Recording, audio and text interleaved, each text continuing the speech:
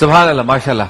और क्या क्या करना है हुजूर बताइए। पहले तो ये बाकी शोबे बता दें राशन के अलावा, ताकि लोगों को पता चले कि इसमें भी काम हो रहा है। लेकिन राशन के अलावा जेडीसी ओल्ड एज होम है और पाकिस्तान का सबसे खूबसूरत ओल्ड एज होम है। उसकी बिल्डिंग का स्ट्रक्चर ऐसा रखा गया है जैसे लगे इसमें कोई बहुत बड़ा सेठ या उसकी फैमिली रहती है। कहीं से भी यतीम मिस्कीन लावारिस वाला लुक ना आए। वहां पर कोई एडमिनिस्ट्रेटर नहीं बैठाए गए, वहां गार्ड नहीं बैठाए गए। कोई भी बुजुर्ग जिनको उनके बच्चों ने बीमारी की वजह से या किसी भी वजह से घर से निकाल दिया, वो इजीली आए जाएं, रहें, खाएं पिएं, रिश्तेदारों से मिलने जाएं। कोई उनको ऐसा माहौल ना मिले।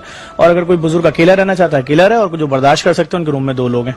अच्छा, इसी तरीके से जेडीसी यतीम खाना, जेडीसी एम्बुलेंस सर्विसेज, उसके अलावा जेडीसी दस्तरखान है, जेडीसी इंटरफेथ हारमोनी में जो काम कर रही है, बैनुल मज़ाहिब मिलाद मुस्तफ़ा कॉन्फ्रेंस है, जेडीसी जो कुर्बानी बराए मुस्तकीन करती है, उसमें भी जेडीसी कोशिश होती है कि अगर 80 ऊंट कुर्बान हो रहे हैं तो 20 एक मसलक के आलिम, 20 एक मसलक, 20 एक उनके हाथों से करवाएं ताकि मोहब्बतें बढ़ें। इस पे काम कर रहे हैं।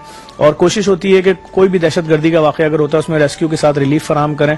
और राशन, फीसें, किराए, जेडीसी 89 शोबों में काम कर रही है पिछले 10 सालों से। 12 साल। जफर भाई कितना होता होगा आपको? सर, ये सब कितनी जरूरत पड़ती होगी आपको कि इतना मिल जाए तो आप 0-0 में? सर, मैं नहीं समझता कि दुनिया का कोई भी फलाई इदारा ये बात कह सकता है। असल में हमारे यहाँ एक उल्टा सीन है हमारे मुल्क में। दुनिया में हर जगह ऐसा होता है कि हुकूमत अपनी जिम्मेदारी पूरी करती है और कोई कमी बेशी रह जाती है तो वो फलाई इदारे पूरा करते हैं।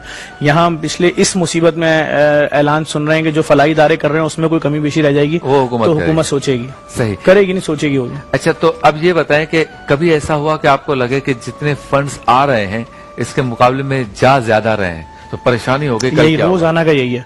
यहाँ लाखों करोड़ों रुपए के चेक साइन हो रहे हैं, हम कर रहे हैं। मिलों के लाखों किलो एक एक जगह से सौदा कर रहे हैं, दाल का, चावल का, चीनी का, और बस खुदा के भरोसे पे कर रहे हैं। आंख बंद करके मिलों को चेक दे रहे हैं। परवरदिगार आलम असबाब पैदा करता है, लोगों के दिलों में डाल रहा है, वो डोनेशन दे रहे हैं और वो चेक क्लियर हो जाते हैं। तो ये रोजाना एक किस्म का समझे मौजज़ा ही देख रहे हैं परवरदिगार आलम का, क्योंकि इसमें कोई दो राय नहीं है। रिज़्क़ देना जिम्मेदारी परवरदिगार आलम की है और वही इस जिम्मेदारी को।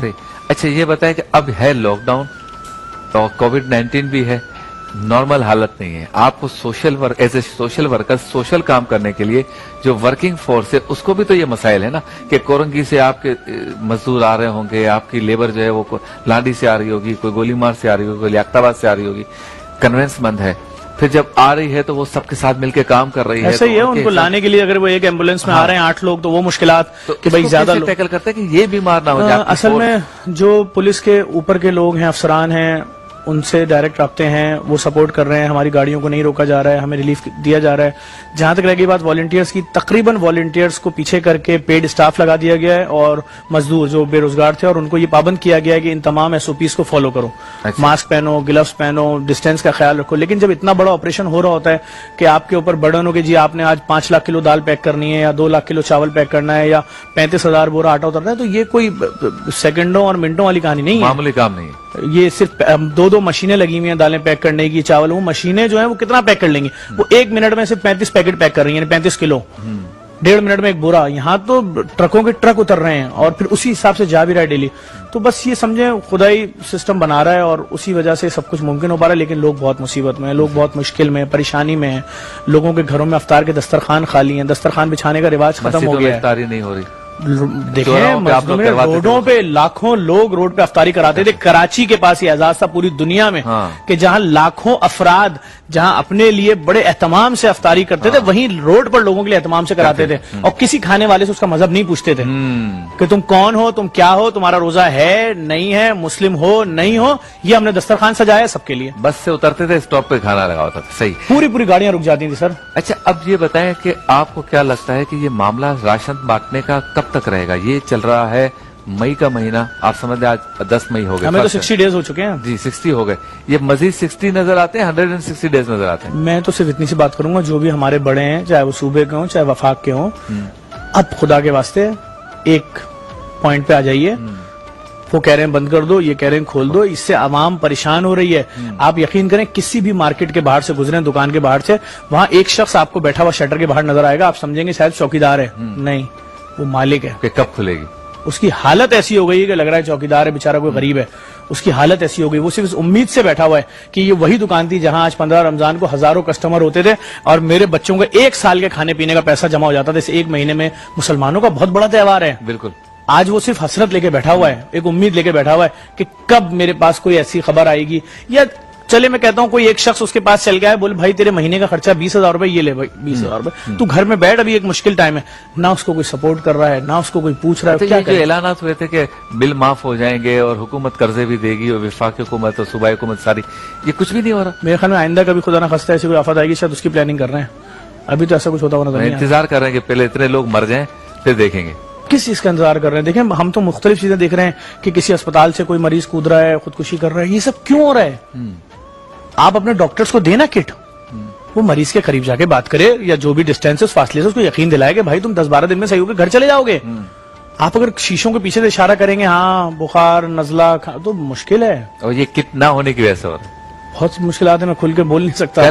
कल केपीके में 40 पैरामेडिकल स्टाफ को कोरोना हुआ एक साथ, एक ही दिन में। आप इतनी दूर क्यों जा रहे हैं? आप जहाँ बैठे हैं कराची, पीछे रोड वाले हॉस्पिटल को देखें। आप जाए ना कराची में, आप जाए विजिट करें, कौन सा अस्पताल विजिट करना है, शुरू करते हैं हम जिधर से आप बोले। अच्छा ये बताएं कि कितने मराकज में ये काम हो रहा है जो हजारों का राशन यकीनन एक जगह। देखिए हमारे पास इस वक्त 5, 6, 7 पॉइंट तो ऐसे हैं जहाँ पे 24 आवर्स काम चल रहा है। ठीक है। एक्सपो सेंटर के अंदर जितने भी मरीज हैं, वो मेरे ख्याल में 1200 तक की उन्होंने लिमिट रखी हुई है। एक्सपो सेंटर कराची में जितने मरीज हैं उसका किचन जेडीसी ने अंदर ही बना दिया है, बहुत बड़ा। वहीं पर खाना बन रहा है उनके लिए वहीं बारबेक्यू बन रहा है, उनके लिए तमाम चीजें वहीं बन रही हैं, क्योंकि लाजिम बात है उनके लिए उन तमाम चीजों का ख्याल रखना है कि तेल से महफूज हो, कोयले पे बनी हुई जो एसओपीज हैं वो सब फॉलो की जा रही है। बहुत सारे लोग समझ रहे होते हैं यार इनको टिक्का क्यों खिला रहे हो, इनको ओ भाई उनके लिए ये चीज जरूरी है। वहीं तवे लगा दिए गए उनके लिए, कढ़ाई गोश्त तो नहीं बनवाएंगे वहाँ, नहीं, जो उनको हमें डॉक्टर्स बोल रहे हैं इनको दें। अगर उनको प्रोटीन देना है और जो चीजें उनको देनी है, उसकी जो चीज है गोश्त देना है तो गोश्त दे रहे हैं। कल बल्कि मैंने वहां पर शुतुरमुर्ग कटवाए बहुत बड़ी तादाद में, और वहां पर शुतुरमुर्ग सर्व किया उन लोगों को। देखें अंदर एक आदमी एक बहुत बड़े हॉल में बहुत सारे बिस्तर हैं, उस पर लेटा हुआ है, उसको अगर कुछ भी नहीं मिल रहा, कम से कम उसको खाना तो 3 टाइम मिले ना। वो हमारे लिए तो कुर्बानी दे रहा है, हमारे आपके लिए, हमारे आपके बच्चों को बीमारी ना लग जाए। उसने अपने आप को क्वारंटाइन करा लिया एक जगह पर, अपने आप को बोला कि सही मैं यहाँ अपने आप को तनहा रख लूंगा, मसला नहीं है। तो उसकी ये जरूरियात पूरी कर रहे हैं। इसलिए सक्खर का जो आइसोलेशन सेंटर है उसकी वहां का खाना जो है वो गवर्नमेंट ऑफ सिंध दे रही है, हम उसकी मॉनिटरिंग कर रहे हैं पूरी हमारे उसके अंडर में। और जो अंदर की जरूरियात जिंदगी की चीजें वो सब जेडीसी दे रही है, $1,000,000 की हम दे चुके हैं अब तक। उसके अलावा कराची का नुमाइश चौरंगी का दस्तरखान, जौहर चौरंगी का दस्तरखान, फेडरल बीरे का दस्तरखान, कराची के मुख्तलिफ इलाकों में जाके दस्तरखान कायम कर रहे हैं, बंद करके चारों तरफ से जगह बंद है, वहां पर 10-10 हजार लोगों की अफ्तारी सहरी तैयार कर रहे हैं, उसी इलाके के लोगों के घरों में दे रहे हैं। और अच्छी चीज है, अभी जैसे कल औरंगी टाउन है तो वहां पर चिकन टिक्का भी होगा, वहां पे देसी मुर्गी बिरयानी भी होगी, वहां फल भी होंगे, वहां फेनी भी होगी। क्यों? ये तमाम चीजें वो तबका बेचारा दिहाड़ीदार तबका अपने पैसों से खरीद के हर साल रमजान में अपने बच्चों को खिलाता था, लेकिन आज उसकी पोजीशन बहुत खराब है, तो उसको गिफ्ट क्यों ना किया जाए? तो एक दिन ही सही लेकिन गिफ्ट तो करें। तो इस तरह करके ये ऑपरेशन चल रहा है और हम बार बार हुकूमत सिंध से गुजारिश कर रहे हैं हमें हमारी जो नुमाइश वाली सहरी है वो बनाने दी जाए और हमें इजाजत दी जाए, क्योंकि अगर हम 40,000 लोगों को बैठा के खिला सकते थे हर साल तो हम 40,000 लोगों के घरों पे दे देंगे। आप ये चाहते हैं कि इजाजत मिल जाए तो आप घरों पे सर्व कर दें? हाँ, हमें क्या प्रॉब्लम है? देखिए क्या कह रही है गवर्नमेंट? गवर्नमेंट की तरफ से अभी तक कोई जवाब नहीं आया। वो उनकी एक एसओपी आई हुई कि सहरी रात में नहीं बटेगी। ऐसा सहरी कराची में इतने पूरी दुनिया की सबसे बड़ी रोड की सहरी जेडीसी कराती थी, ये बात सबको पता है कि लाखों लोगों को वो डिशेस खिलाते थे कि जो महरूम लोग सोच सकते थे, खाली खा नहीं सकते थे। तो हम वो तमाम अभी भी अब हम उसका थोड़ा स्टैंडर्ड गिरा देते हैं। चले हम यहाँ पे बकरे की मंदी नहीं खिलाते कि एक थाली 5,500-6 हजार का, हम उसके बदले एक थाल की कीमत में तोदेक बिरयानी आ जाएगी भाई, सही सब्जी वाली। अच्छा, आपको इस लॉकडाउन की वजह से कमी आई चीजों में? जैसे दाल तो मिल रही है, जिसमें वो पैक होनी है वो बोरी नहीं मिल रही, मार्केटें बंद है, बहुत मुश्किलात है। ऐसे शॉपर्स वगैरह कॉस्ट बहुत ऊपर जा रही है, पैकिंग कॉस्ट बहुत ऊपर जा रही है, ट्रांसपोर्टेशन। लेकिन मसला ये है कि उस कॉस्ट को देखें या अगले की भूख को देखें। आपका तो टारगेट लगा हुआ है आगे। हम तो लगे में देखें, मैं इस वक्त 12 लाख अफराद का राशन पहुंचा चुका हूं। हम ये सब बातें कहीं भी कोई दावा प्रेस कॉन्फ्रेंस इसलिए नहीं कर रहे हैं कि हमें अपने ऑपरेशन पे तवज्जो देनी है। हमने एक दिन ऑपरेशन बंद नहीं किया है कि जी अभी हम बंद कर रहे हैं 5 दिन के लिए, रमजान के बाद से खोलेंगे, 5 रमजान को खोलेंगे। जितना रमजान में मुस्तकीन की टेंशन थी उससे 200 गुना ज्यादा टेंशन चल रही है। सही। जो लोग कल तक मुस्तकीन को दे रहे थे आज वो उस लिस्ट में आ चुके हैं। अच्छा, सबसे बड़ा मसला जो गवर्नमेंट बयान करती है ना वो डेटा का करती है। हमारे पास डेटा ही नहीं है। बिजली के बिल घर पे पहुंच जाते हैं, गैस के बिल पहुंच जाते हैं, इलेक्ट्रिक के बिल, अपने वाटर के बिल पहुंच जाते हैं, टैक्सेस सारी जो है ना वो मॉनिटर हो जाती है, हर चीज उनके फिंगर टिप्स पे। राशन के लिए और एहसास प्रोग्राम या जो भी सूबाई गवर्नमेंट के प्रोग्राम है उनके लिए वो कहते हैं कि हम डेटा तैयार कर रहे हैं। आपका डेटा का क्या सिस्टम है, पहुंचाते किस तरह आप? देखिए, जिस हम 5,000 राशन पे पहुंचे थे पर डे, हमने उसी वक्त ऐलान कर दिया था शुरू में 3-4 दिन ही कि भाई हम 35-40 हजार घरों को एक दिन में नहीं दे सकते। कोई ऐसी सर्विस हमारे पास नहीं है, हम खत्म हो जाएंगे, हमारा सारा पैसा तो इन गाड़ियों पे लग जाएगा। जो जारी होंगी लाखों में, अगर 500 गाड़ियां निकलनी है मैं उसका पैसा कहां से भरूंगा लाखों रुपए। तो फिर मैंने ऐलान किया था कि भाई आप अपने इलाके की मसाजिद, मंदिर, मदारिस, चर्च, गिरजाघर, गुरुद्वारे के लेटर हेड पे लिख के लाओ, आप जितना मांगोगे दे देंगे। मालूम ये हुआ जब पहली दफा गया राशन तो अगली डिमांड जो आई वो कई 100 बोरों की आई कि जी 1200 चाहिए, 800। तो हमने तमाम मसालिक के उलमा की कमेटियां बना दी कि आप सिलेक्ट कीजिए लेटर हेड, हम डेली कोशिश करेंगे 50 आपकी, 50 आपकी, 50 आपकी। इसी तरह क्रिश्चियन कम्युनिटी के पास्टर्स बैठ गए, इसी तरह हिंदू कम्युनिटी के लोग बैठ गए, वो सब देते रहे। हम डेली 300, 400 गाड़ियां, अभी इतवार वाले दिन भी मेरे ख्याल में 700 से ज्यादा गाड़ियां निकलेंगी। अगर आपको टाइम मिले आप आए, देखें, खुद देखेंगे। रात में जो ऑपरेशन चल रहा है, छुट्टी वाले दिन में भी चल रहा है। अच्छा, रेंजर्स पुलिस साथ होती है, बहुत सपोर्ट कर रहे हैं, सपोर्ट करती है मतलब हुकूमत इस मामले में सपोर्ट कर रही है। मैं इसी पे तो शुक्रिया अदा कर रहा हूँ। अच्छा जी, कैमरा आपके सामने, जफर अब्बास, कोई बात रह गई हो आप खुल के कह सकते हैं, मैं अपील कर सकते हैं, फिर मैं भी अपनी तरफ से अपील करूंगा। मैं बस इतनी सी बात करूंगा, मुसलमानों की एक बहुत बड़ा त्योहार आ रहा है, ये तो एक चल रहा है मजहबी हमारा महीना रमजान, लेकिन ईद जो आ रही है, गरीब अपने बच्चे को साल में एक बार कपड़े दिलाता था। आप बराए मेहरबानी अगर अपने लिए खरीदें ना खरीदें, खुदा ने आपको दिया है तो 300 रुपए का एक सूट किसी गरीब बच्चे के लिए जरूर लें, और अगर आपको खुदा ने दिया है 3000 रुपए तो 10 सूट ले लें, और 30,000 तो 100 सूट लेके गरीब के बच्चों को जरूर दें।